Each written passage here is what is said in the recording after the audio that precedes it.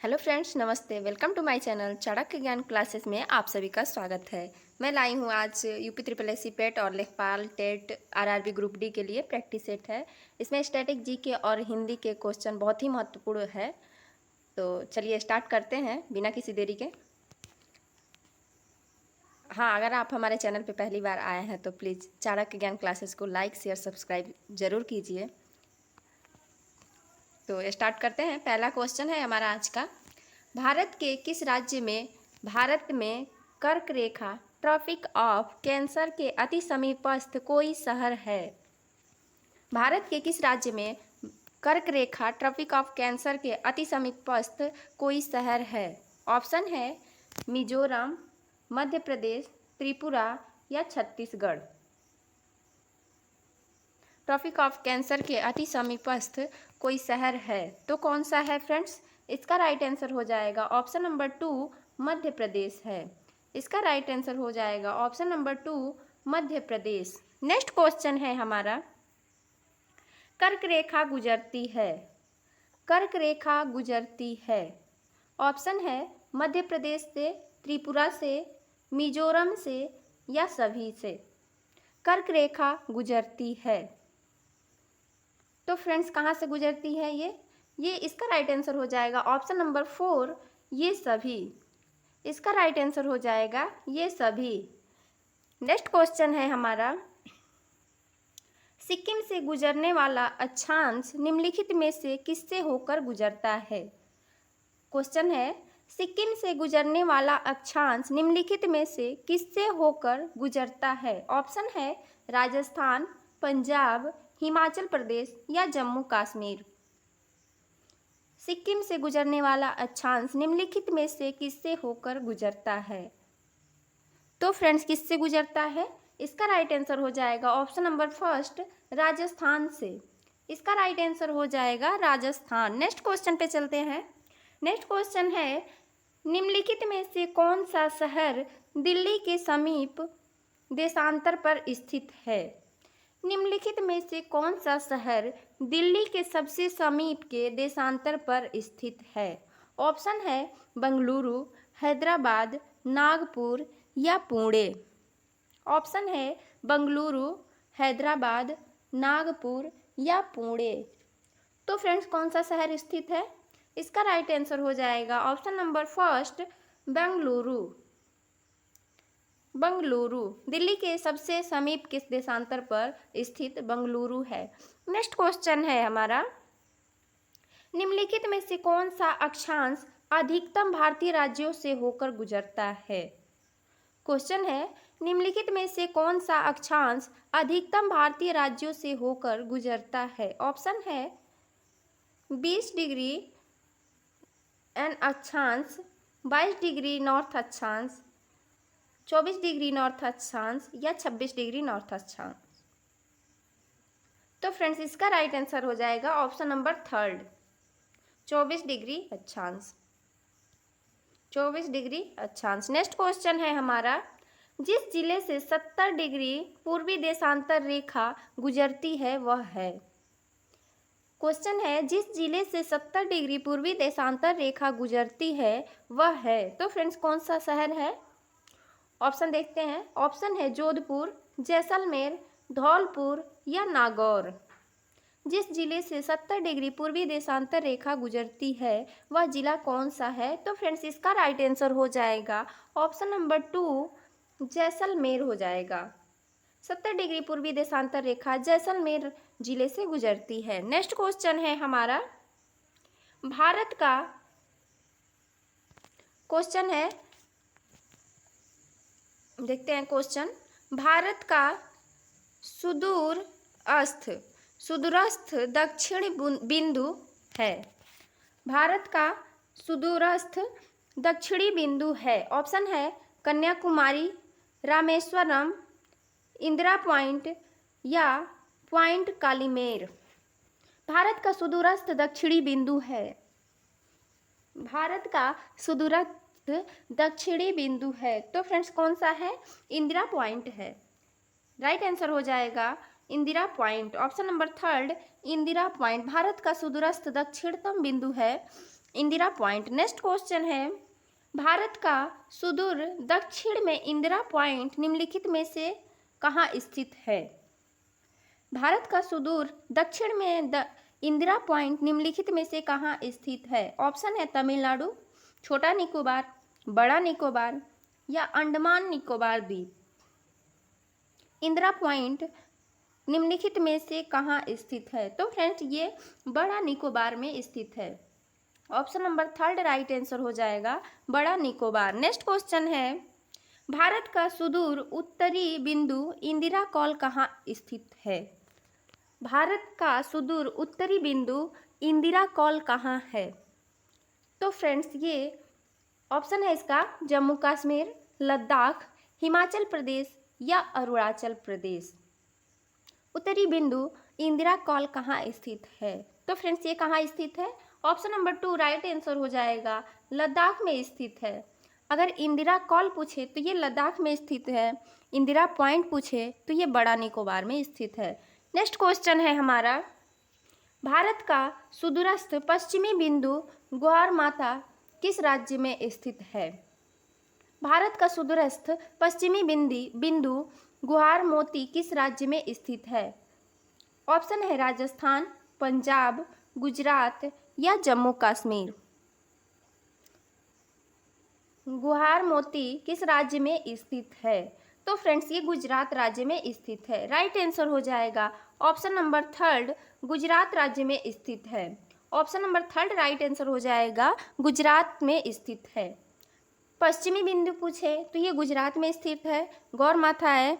और next question पे चलते हैं, भारत के सुदूरस्थ पूर्वी बिंदु को किस नाम से जाना जाता है? पूर्वी बिंदु के किस नाम से जाना जाता है?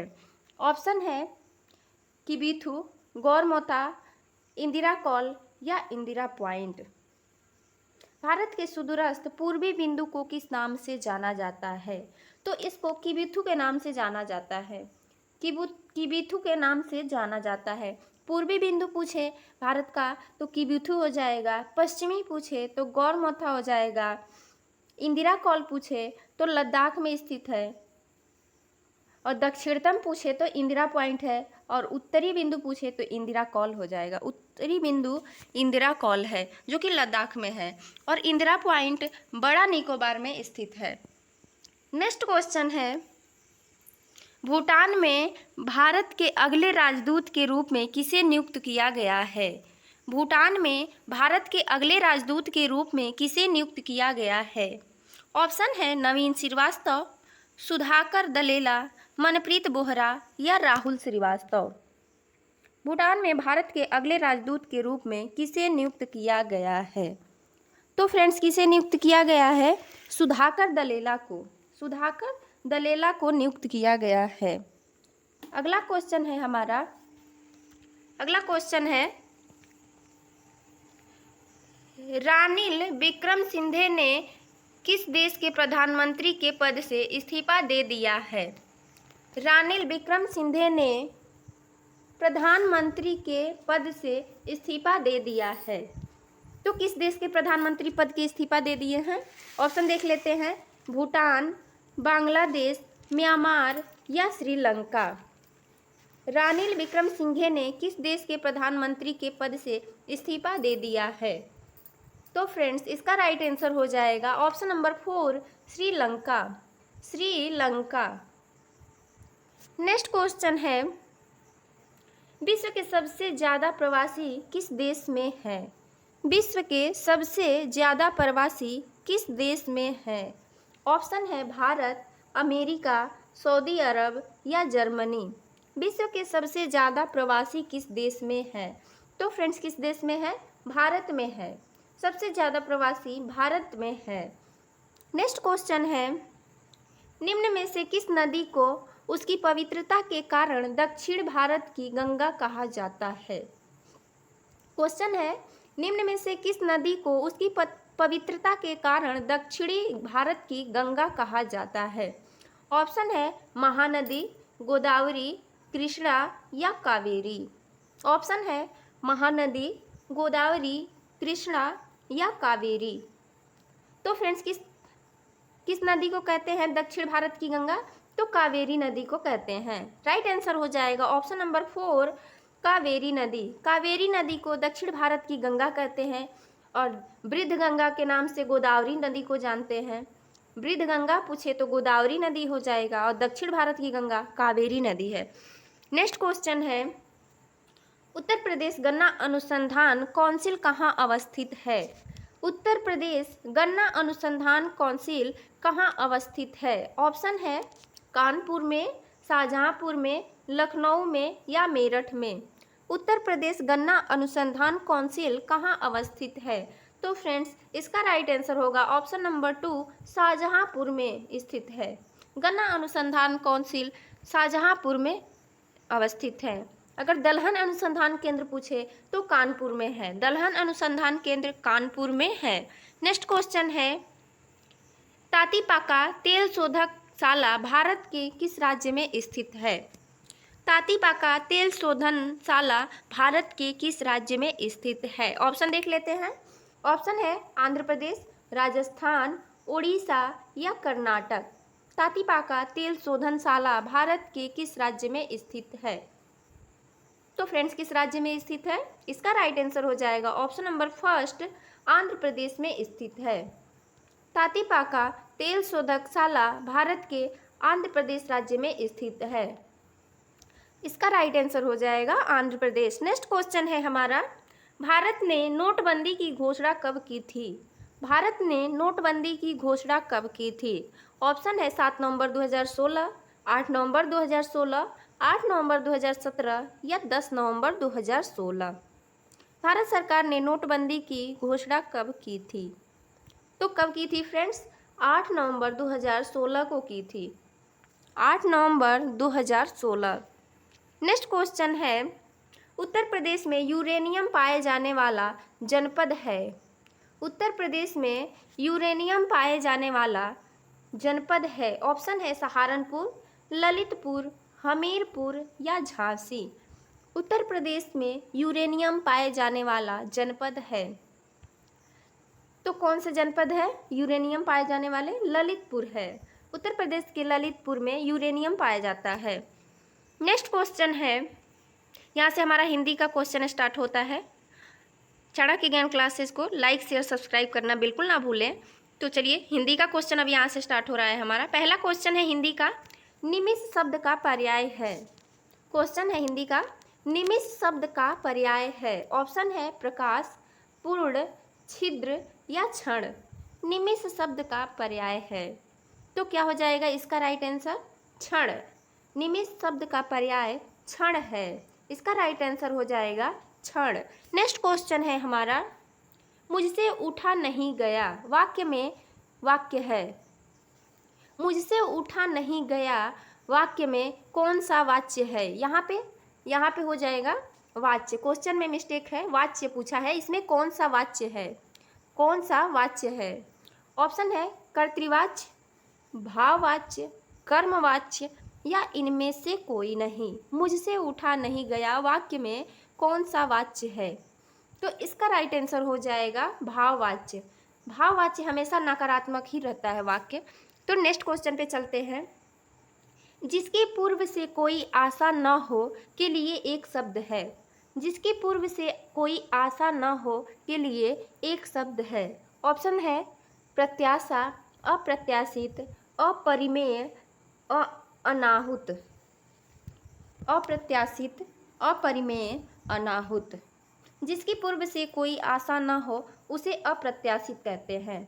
उसे अप्रत्याशित कहते हैं। नेक्स्ट क्वेश्चन है, गोधूम शब्द का तद्भव है। गोधूम शब्द का तद्भव है। ऑप्शन है गाय, गेहूँ, गोबर या गोधन। गोधूम शब्द का तद्भव है तो फ्रेंड्स इसका राइट आंसर हो जाएगा गेहूँ। गेहूँ को गोधूम के नाम से भी जानते हैं, उसका तद्भव गेहूँ हो जाएगा। गोधूम, गोधूम तत्सम शब्द है और गेहूँ तद्भव है। तत्सम शब्द वो होते हैं जो संस्कृत के वर्ड होते हैं। नेक्स्ट क्वेश्चन है, निष्कपट शब्द का संधि विच्छेद है। निष्कपट शब्द का संधि विच्छेद है। ऑप्शन है निधन कपट, निस्धन कपट, निस्धन कपट या निधन कपट। निष्कपट शब्द का संधि विच्छेद है, तो इसका राइट आंसर हो जाएगा ऑप्शन नंबर फर्स्ट निधन कपट, निधन कपट। Option number first right answer हो जाएगा निधन कपट। नेक्स्ट क्वेश्चन है हमारा, भारत निम्न में से किस शब्द की वर्तनी सही है? निम्न में से किस शब्द की वर्तनी सही है? ऑप्शन है अनुगृहीत, अनुग्रहित, अनुग्रहित या अनुग्रहत, अनुग्रहित। निम्न में से किस शब्द की वर्तनी सही है? तो किसकी सही है फ्रेंड्स? इसका राइट आंसर हो जाएगा ऑप्शन नंबर फर्स्ट अनुगृहीत। हमेशा अनुगृहीत ऐसे ही लिखा जाता है, अनुगृहीत। इसका राइट आंसर हो जाएगा ऑप्शन नंबर फर्स्ट अनुग्रहित। राइट आंसर हो जाएगा अनुग्रहित, ऐसे लिखते हैं अनुग्रहित, अनुग्रहित। नेक्स्ट क्वेश्चन है, अपेक्षा का विशेषण रूप क्या है? अपेक्षा का विशेषण रूप क्या है? उपेक्षा, अपेक्षित, सापेक्ष या निरपेक्ष? अपेक्षा का विशेषण रूप है, तो इसका विशेषण अपेक्षित हो जाएगा। अपेक्षा का विशेषण अपेक्षित हो जाएगा। नेक्स्ट क्वेश्चन है, स ध्वनि का उच्चारण स्थान क्या है? स ध्वनि का उच्चारण स्थान क्या है? ऑप्शन है दंत, मूर्धा, तालु या दंत तालु। स ध्वनि का उच्चारण स्थान क्या है? तो फ्रेंड्स इसका राइट आंसर हो जाएगा तालु। स ध्वनि का उच्चारण स्थान तालु है। नेक्स्ट क्वेश्चन है हमारा, अत्यंत शब्द का प्रयुक्त उपसर्ग है। अत्यंत शब्द का प्रयुक्त उपसर्ग है।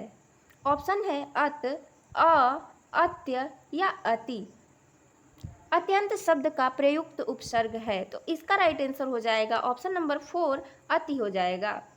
अत्यंत शब्द का प्रयुक्त उपसर्ग अति है। नेक्स्ट क्वेश्चन है हमारा, घाट घाट का पानी पीना मुहावरे का अर्थ है। घाट घाट का पानी पीना मुहावरे का अर्थ है। ऑप्शन है मारा मारा फिरना, शिक्षा ग्रहण करना, तीर्थ यात्रा करना या अनुभवी होना। घाट घाट का पानी पीना मुहावरे का अर्थ है अनुभवी होना। नेक्स्ट क्वेश्चन है, जहाँ बिना कारण के कार्य का होना पाए जाए वहाँ कौन सा अलंकार होता है? जहाँ बिना कारण के कार्य का होना पाया जाए वहाँ कौन सा अलंकार होता है? तो फ्रेंड्स वहाँ पे कौन सा अलंकार होता है? विभावना अलंकार होता है। जहाँ बिना कारण के कोई कार्य होया पाया जाए तो वहाँ पे विभावना अलंकार होता है। नेक्स्ट क्वेश्चन है, उपत्यका का अर्थ है। उपत्यका का अर्थ है, ऑप्शन है सूर्य जिस पर्वत के पीछे से निकलता है, प्राणियों के पेट का एक अंग, पर्वत का शिखर या पर्वत के पास की भूमि। उपत्यका का अर्थ है, इसका राइट आंसर हो जाएगा ऑप्शन नंबर 4 पर्वत के पास की भूमि। पर्वत के पास की भूमि को उपत्यका का नाम दिया गया। नेक्स्ट क्वेश्चन है, ग अंग का उच्चारण स्थान होता है। ग का उच्चारण स्थान होता है नासिक, मूर्धन्य, कंठतालव्य या कंठोष्ठ। इसका राइट आंसर हो जाएगा नासिक, नासिक हो जाएगा इसका राइट आंसर। नेक्स्ट क्वेश्चन है हमारा, 4 गज मलमल में कौन सा विशेषण है? 4 गज मलमल में कौन सा विशेषण है? ऑप्शन है संख्यावाचक, परिमाण बोधक, गुणवाचक या सार्वनामिक। 4 गज मलमल में कौन सा विशेषण है? तो फ्रेंड्स इसका राइट आंसर होगा परिमाण बोधक। 4 गज मलमल के परिमाण बोधक विशेषण है। नेक्स्ट क्वेश्चन है, शीश का तत्सम रूप क्या है? शीश का तत्सम रूप क्या है? तो तत्सम रूप पूछा है, तो शीश का तत्सम रूप शीर्ष हो जाएगा, शीर्ष हो जाएगा। ऑप्शन नंबर 3 राइट आंसर हो जाएगा शीर्ष। नेक्स्ट क्वेश्चन है हमारा, चौराहा शब्द में समास है। चौराहा शब्द में समास है।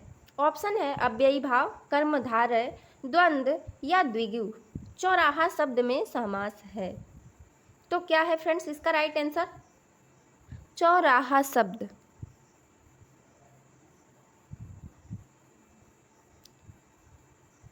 चौराहा शब्द। तो इसका राइट आंसर हो जाएगा द्वंद्व समास। द्वंद्व समास। नेक्स्ट क्वेश्चन है, आंख की किरकिरी होने का अर्थ है। आंख की किरकिरी होने का अर्थ है अप्रिय लगना, कष्टदायक होना, धोखा देना या बहुत प्रिय होना। अप्रिय लगना, कष्टदायक होना, धोखा देना या बहुत प्रिय होना। आंख की किरकिरी होने का अर्थ है कष्टदायक होना। राइट आंसर हो जाएगा कष्टदायक होना। नेक्स्ट क्वेश्चन है, निम्नलिखित में मौखिक अभिव्यक्ति का रूप है। निम्नलिखित में मौखिक अभिव्यक्ति का रूप है। ऑप्शन है शुद्धवर्तनी, श्रुतलेख, सुलेख या आशुभाषण। मौखिक अभिव्यक्ति का रूप है। मौखिक अभिव्यक्ति का रूप है तो क्या है फ्रेंड्स, आशुभाषण हो जाएगा। राइट आंसर मौखिक अभिव्यक्ति का रूप आशुभाषण है। नेक्स्ट क्वेश्चन है हमारा, हिंदी भाषा में कितनी बोलियां हैं। हिंदी भाषा में कितनी बोलियां हैं। 15, 25, 18 या 22। 15, 25, 18 या 22। तो हिंदी भाषा में 18 बोलियां हैं। हिंदी भाषा में 18 बोलियां हैं। हिंदी भाषा में 18 बोलियां हैं। नेक्स्ट क्वेश्चन है, बच्चों को लिखना सिखाने में सबसे अधिक महत्वपूर्ण है। बच्चों को लिखना सिखाने में सबसे अधिक महत्वपूर्ण है। ऑप्शन है काव्यात्मक भाषा, विचारों की अभिव्यक्ति, वर्तनी की शुद्धता या सुंदर लेखन। बच्चों को लिखना सिखाने में सबसे अधिक महत्वपूर्ण है विचारों की अभिव्यक्ति। विचारों की अभिव्यक्ति। नेक्स्ट क्वेश्चन है, भारतेंदु युग में निकलने वाली पत्रिका युग्म है। कौन सा है। भारतेंदु युग में निकलने वाली पत्रिका युग्म है। ऑप्शन है कवि वचन सुधा, हिंदी प्रदीप, सरस्वती माधुरी, कल्पना ज्ञानोदय, नवनीत कादिम्बिनी। भारतेंदु युग में निकलने वाली पत्रिका युग्म है। कौन सा है फ्रेंड्स, इसका राइट आंसर हो जाएगा कवि वचन सुधा। कवि वचन सुधा। नेक्स्ट क्वेश्चन है हमारा, तद्भव पत्रिका के संपादक का नाम है। तद्भव पत्रिका के संपादक का नाम है। ऑप्शन है लीलाधर जगुड़ी, विश्वनाथ प्रसाद तिवारी, अखिलेश या हरे प्रकाश उपाध्याय। तद्भव पत्रिका के संपादक का नाम है। तो इसका राइट आंसर हो जाएगा ऑप्शन नंबर 3 अखिलेश। तद्भव पत्रिका के संपादक का नाम अखिलेश है। नेक्स्ट क्वेश्चन है, 12 बरस लो कुकुर जीवे और 13 लो जिए सियार। इस पंक्ति किसकी है। 12 बरस लो कुकुर जिए और 13 लो जिए सियार। यह पंक्ति किसकी है। यह पंक्ति किसकी है। ऑप्शन है विद्यापति, चंद्रबरदाई, नरपति नाल या जगनिक। 12 बरस लो कुकुर जीवे और 13 लो जिए सियार। ये जगनिक की पंक्ति है। राइट आंसर हो जाएगा जगनिक। नेक्स्ट क्वेश्चन है हमारा, निम्नलिखित में से किस देश में हिंदी भाषा का प्रयोग लिखने और बोलने में किया जाता है। निम्नलिखित में से किस देश में हिंदी भाषा का प्रयोग लिखने एवं बोलने में किया जाता है। ऑप्शन है ऑस्ट्रेलिया, पाकिस्तान, दक्षिण अमेरिका या मॉरिशस। निम्नलिखित में से किस देश में हिंदी भाषा का प्रयोग लिखने एवं बोलने में किया जाता है। तो इसका राइट आंसर हो जाएगा Mauritius. Option number 4 Mauritius. Next question है, सूरसागर किस भाषा की रचना है। क्वेश्चन है सूरसागर किस भाषा की रचना है। ऑप्शन है अवधी, बुंदेली, छत्तीसगढ़ी या ब्रज। सूरसागर किस भाषा की रचना है। तो ब्रज भाषा की रचना है। सूरसागर ब्रज भाषा की रचना है। नेक्स्ट क्वेश्चन है, वियोगी हरि जी का पूर्ण नाम था। वियोगी हरि जी का पूर्ण नाम था। इनका पूर्ण नाम श्री हरि द्विवेदी है।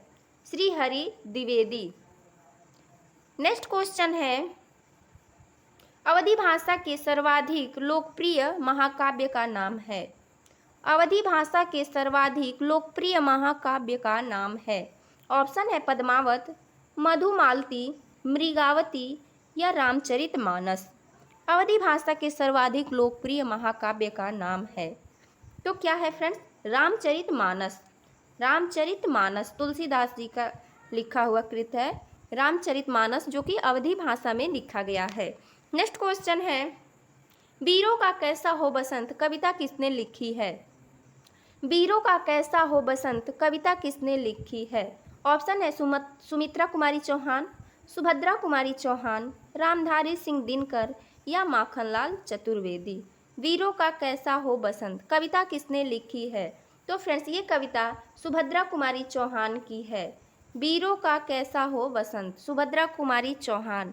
नेक्स्ट क्वेश्चन है हमारा, निम्नलिखित में से कौन सी व्याकरण और वर्तनी से शुद्ध भाषा कहलाती है? निम्नलिखित में से कौन सी व्याकरण की वर्तनी से शुद्ध भाषा कहलाती है? ऑप्शन है साहित्यिक भाषा, व्याकरणिक भाषा, मानक भाषा या प्रांजल भाषा। निम्नलिखित में से कौन सी व्याकरण और वर्तनी की शुद्ध भाषा कहलाती है? तो इसका राइट आंसर हो जाएगा मानक भाषा। तो फ्रेंड्स क्वेश्चन कैसा लगा कमेंट बॉक्स में कमेंट करके ज़रूर बताएं, और चाणक्य ज्ञान क्लासेस को लाइक शेयर सब्सक्राइब करना बिल्कुल ना भूलें।